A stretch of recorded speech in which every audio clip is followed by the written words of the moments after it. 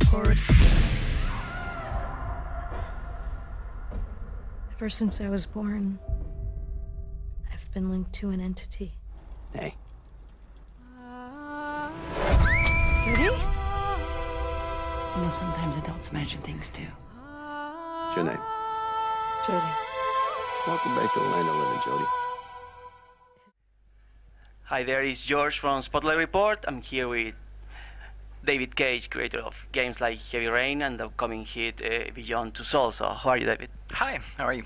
So bad, thank you. Well, the game is coming up soon. As you said before, it was a long process, but so many filmmakers are now touching base on this area as well and trying to deep like how these two worlds are colliding now.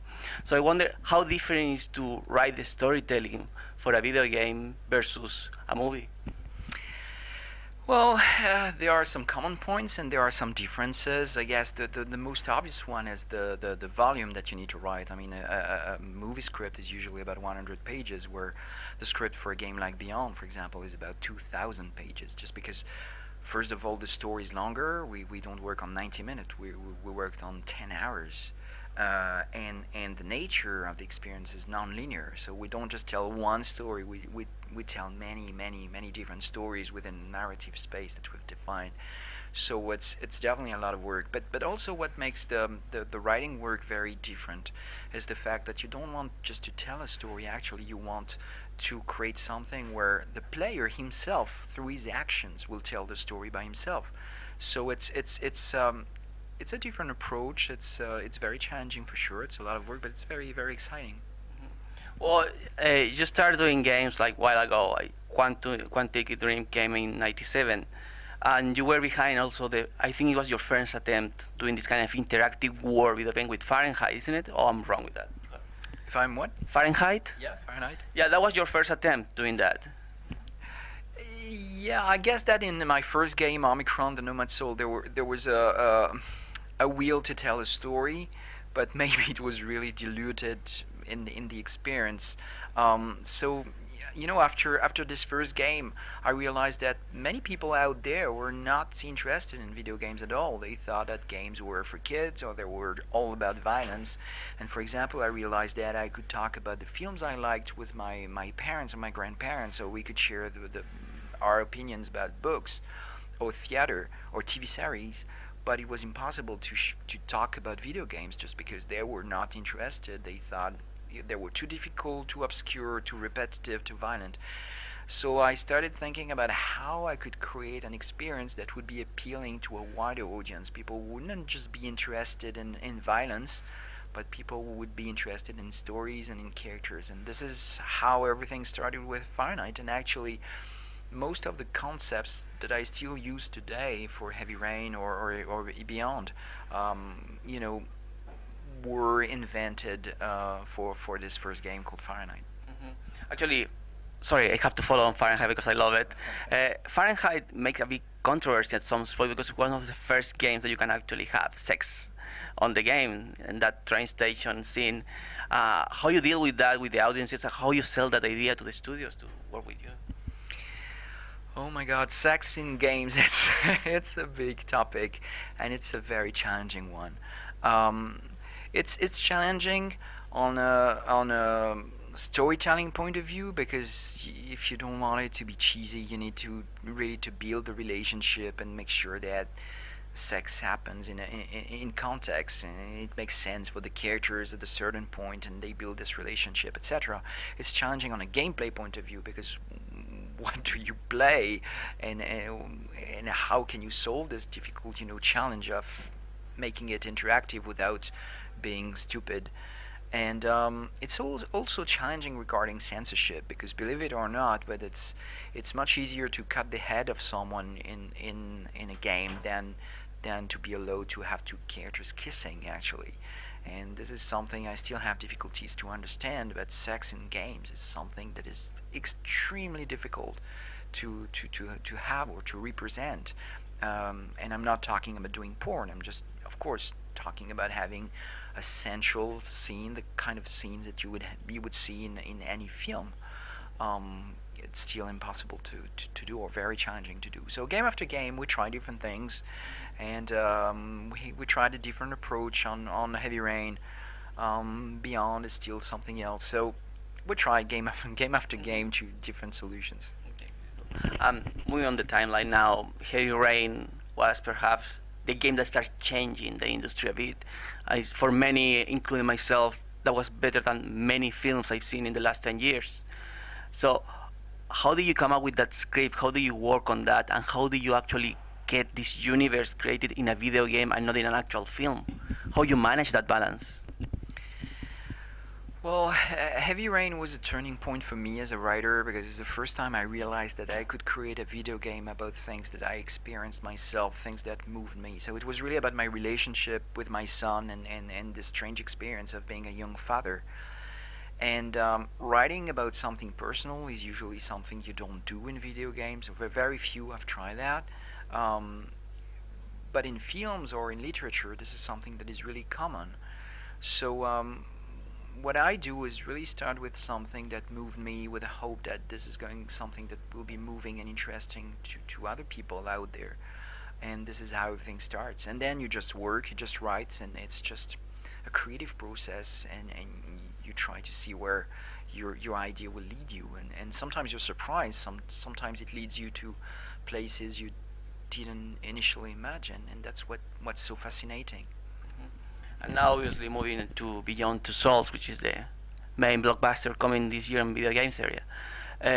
You got to cast like people that you will never imagine, I think, in the past. Like you got Helen Page and world-class actor Willem Dafoe. So you have that in mind from the very first minute, or you have a plan B in case they fail? Well, actually I had their names in mind very early on in the writing of the script. And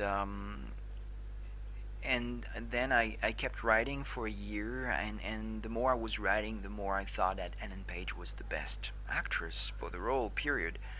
But you can never be sure. You write with an actress in mind, and then all you can do is just ask and keep your fingers crossed that the actress is gonna agree and like it and be a part of it. So this is exactly what happened.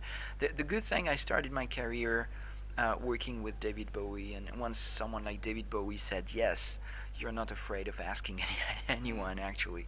And this is exactly what happened. We just sent a nice letter to Ellen with a copy of Heavy Rain, press reviews, and we were really lucky because Ellen and the people around her heard about Heavy Rain and heard good things, and they really enjoyed the game. So it was it was easier to approach because she knew a little bit about our past work, and yeah, then we met and we talked about the project and the character and what it would be like to record and performance capture on this game, because it's a very different process than in films. So we talked a lot before anything else happened, and we didn't talk about money or contracts or whatever. We just talked about the project and the experience that it would be to work together, and this is how everything started. And following up on that, the motion capture is kind of new technology. How you direct actors who get used to the filmmaking world in a video game world now? Because you said before it was no cameras in that thing, it was a 360 view.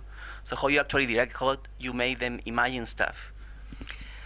It's a different work for a director, but also for the actors on set, just because the set is empty. There's nothing. There's no environment. You don't know where you are, and you wear this silly motion capture suit, and you need to imagine everything. So the role of the director is really to help the actors to understand what's going on, where they are, and yeah, what is the best way to play the scene. But also it's about helping them with all the different variations of the scene, and the fact that, yeah, if this and that happened, then we are in this situation. Now you need to play this emotion. But if this and that happened, then it's a different situation. So you need to explain all this, and for the actors, it's Ellen found it a very interesting acting exercise, actually. And I think she really enjoyed it, although it was probably very exhausting, very intense, very dense. With all the experience that Willem Dafoe have over the years, did he bring something new to the plate for you? Did he have any input on the game, on the final results, or you were stick to what you have? You know, when you work with very talented people like David Bowie or Ellen Page or Willem Dafoe, they don't come on set with the desire to tell you what to do. They they agree to be a part of this journey, and they just want to serve the vision and bring their talent and contribute to the vision you have.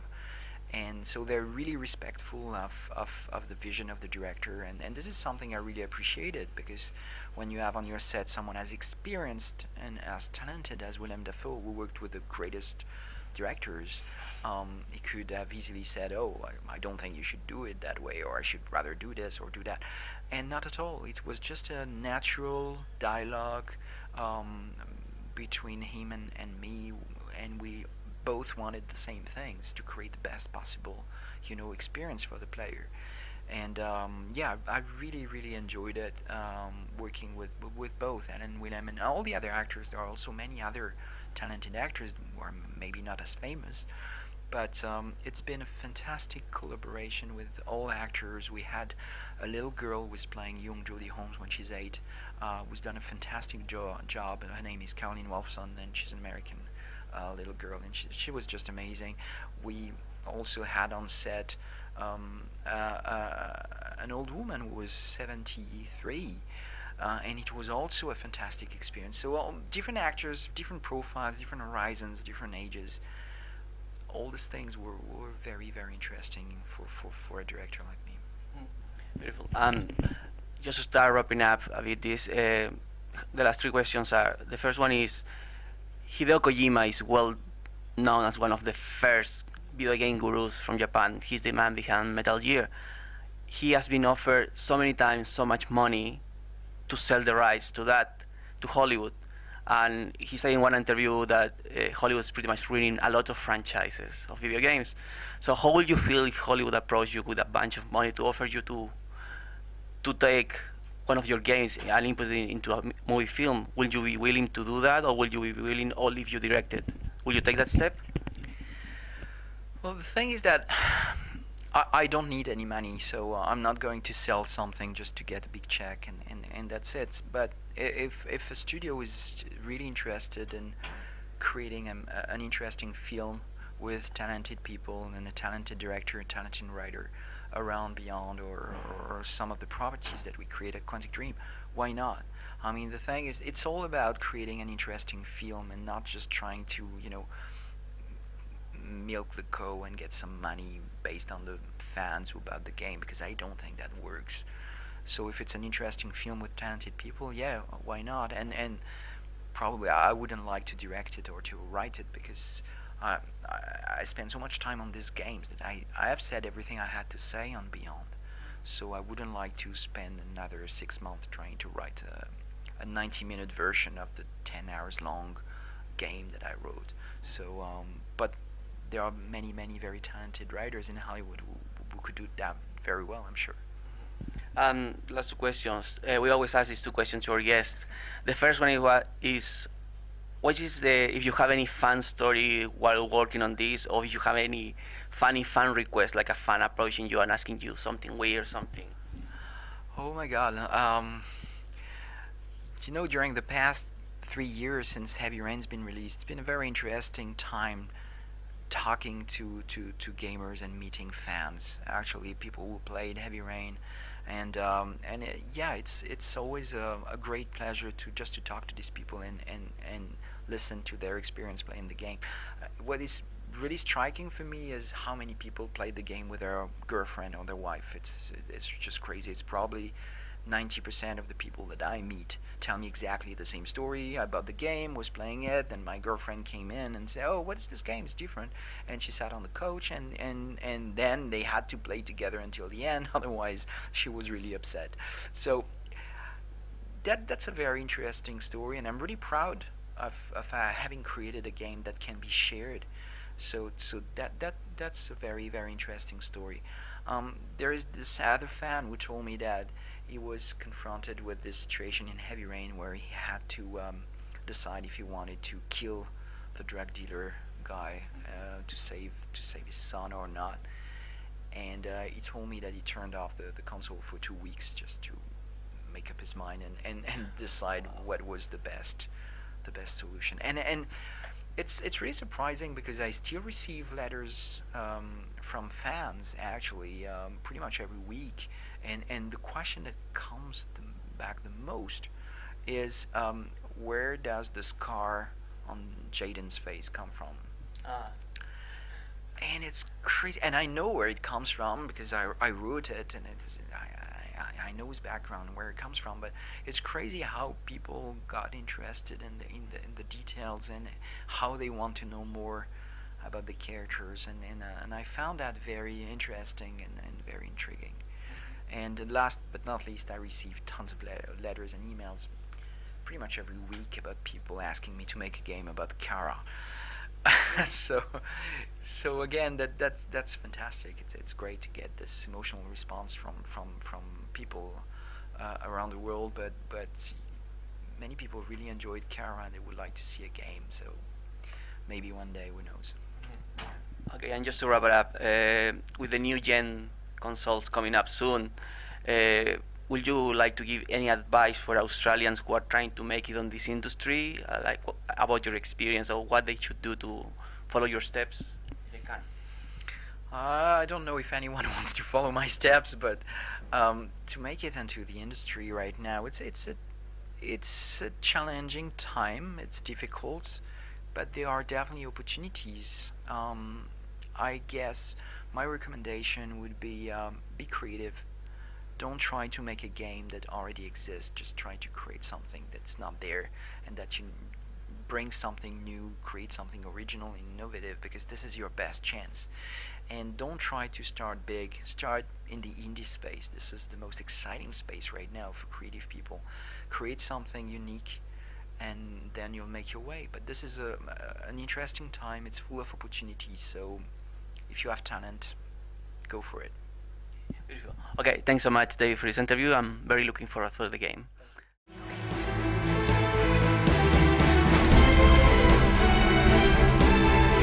I think